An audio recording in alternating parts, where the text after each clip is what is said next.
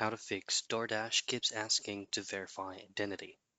Now in this quick video, I'm going to show you the very basic troubleshooting step for you to bypass this kind of issue. Now it's going to be depending where you're using the platform. So say for example, you're trying to log in into your Doordash application account. Here's what you can do.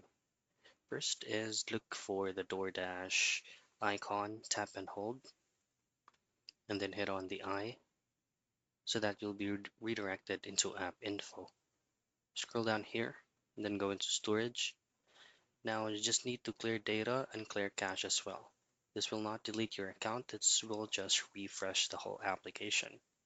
Now the method for the web version of Doordash is by tapping on the three dots at the upper right, choose on delete browsing data and change it into all time, and make sure before you hit on delete data, make sure that you fully memorize all your login credentials from this browser because it will automatically log you out.